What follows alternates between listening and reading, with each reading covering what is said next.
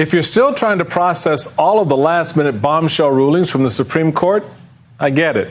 There were some major decisions that were overshadowed by the overturning of Roe versus Wade.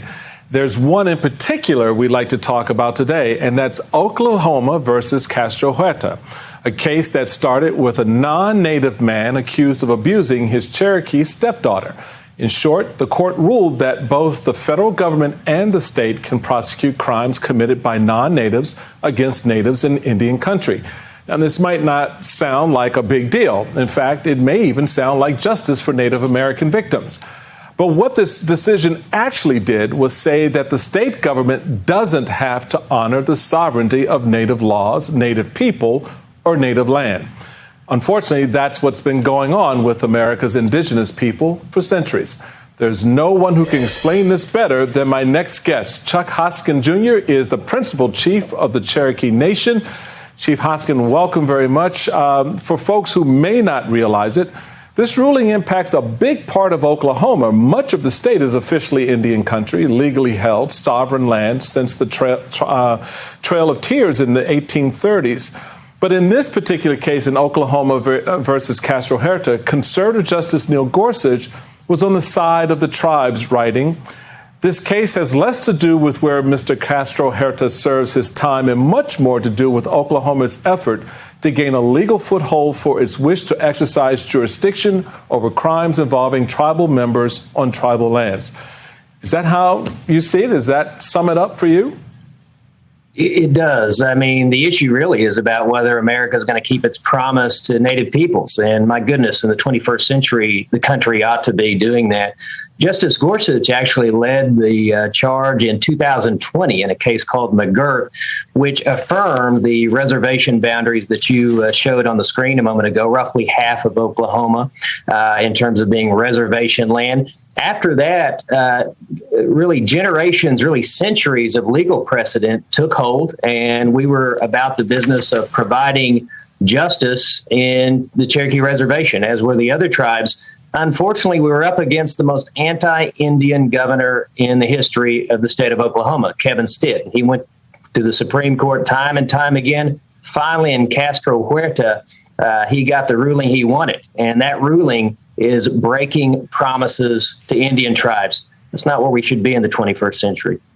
Speaking of governor, this case really started 2 years ago with another Supreme Court ruling, McGirt versus Oklahoma. Now, that case basically said your neighbors, the Muskogee Creek Nation's sovereignty was still intact. But the governor, Kevin Stitt's response to McGirt has been called racist by many tribes. You've said he appears to have an anti-tribal agenda. Tell me about that. And what has Oklahoma's record been like in providing justice for Native victims? You know, our relationship with the state of Oklahoma in the past few decades has been good. I mean, it's not perfect, but it's been good. We've found common ground with so many state leaders, including governors, on a bipartisan basis until Kevin Stitt took office. Governor Kevin Stitt is one of those leaders whose mindset isn't in 2022 when it comes to tribal relations. It's more like 1822. I mean, he doesn't see a world in which tribes ought to exercise sovereignty. So the 2020 case that you referenced, the McGirt case, was a victory for tribes across the country. It meant that the United States had to keep its promise to the Muskogee Creek Nation. That was eventually applied to what we call the 5 tribes in Oklahoma, some of the largest tribes in the country, including the Cherokee Nation, the largest tribe in the country. And what it meant was that we could exercise our criminal jurisdiction, and that in certain cases, and that was the issue at Castro Huerta, the federal government would assert jurisdiction in the appropriate cases. That is, a non-Indian defendant with an Indian victim. The problem with the Castro Huerta case is that it upsets generations, really, of legal precedent that stood for the idea that tribes were here before there was a United States. They were here before anyone knew what an Oklahoma even was, and that we ought to be exercising the very important attributes of a sovereign nation, which includes providing criminal justice. And look, we've been doing that. We put millions and millions of dollars, $30 million just this year, to build up our criminal justice system. That's not enough for Kevin Stitt. He doesn't see a world in which tribes ought to be able to exercise sovereignty. He went to the court, and unfortunately, this court has turned its back on Indian country, and I'm very disappointed. Well, this is clearly the governor that keeps on giving, because in another Supreme Court ruling overturning Roe versus Wade, which has also caused some waves in your state, lots of rumors started flying around on social media, as you know, about abortion clinics being set up on native lands. I want to play something the Oklahoma governor said on Fox News about that. The tribes in Oklahoma are super liberal. They go to Washington, D.C. They talk to President Biden at the White House. They kind of adopt those strategies.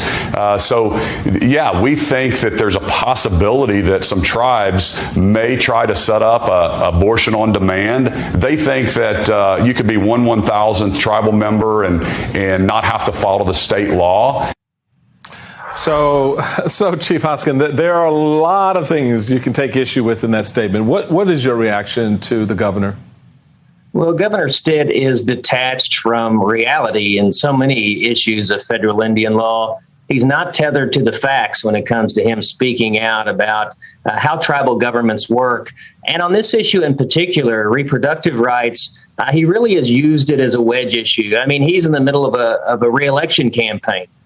So this is really his electoral politics that drove him to go on Fox News and spread a great deal of ignorance about tribes to the entire country. We find ourselves cleaning up after his mess often when he goes on national TV and talks about Indian tribes, because he just doesn't have an idea about how they work.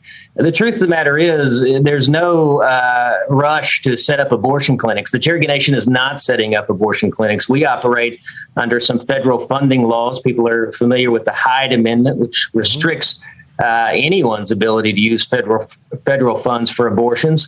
And we're not doing anything to change our laws, and won't be doing anything to change our laws to enable other folks to come on and start abortion clinics. This is really a national issue. It's an important issue. It touches Native Americans. It touches people across the country. It really deserves a serious discussion, not a governor who's really bent on destroying tribes, just seizing on it to try to drive a wedge. We've got a lot of important work to do in Oklahoma when it comes to health care, and Cherokee Nation's leading the way. We've got a lot of important work to do on criminal justice, and even though we had a setback last week, we are still doing it. Frankly, the most effective government in the state of Oklahoma is not the state of Oklahoma, it's the Cherokee Nation. If Governor Stitt will pay attention and catch up with us, the state would be better off. Well, to that point, Chief Hoskins, as we end our conversation here, what can and will you and the other Native nations do to maintain your sovereignty going forward? What opportunities and obstacles do you see? Well, first off, if you're a tribal leader, whether you're the chief of the Cherokee Nation, like I have the honor to be, or leaders of any other tribes, you know to be patient. I mean, look at our history. We have overcome so much. Last week was a setback. Governor Stitt is an anti-Indian governor. But look, we've seen worse and we've been through worse. The Cherokee Nation and the other tribes, we're in a very strong position. And we're creating jobs. We're leading the way on health care. We're solving problems that society needs to solve, which is working on things like poverty and lack of housing, things of that nature. Building up the economy in a lot of rural areas that the rest of the world just forgot about. We didn't forget about them. So we're going to keep doing those things. I mean, we're investing in the things that make a great society: education, healthcare, housing. That's what our ancestors did when they were knocked down, when they were suppressed. We're going to keep doing this. The Cherokee Nation and the things that we have going on are so much bigger than Governor Kevin Stitt. Frankly, they're bigger than the United States Supreme Court. Cherokee Nation Chief Chuck Hoskin, Jr., thank you so much.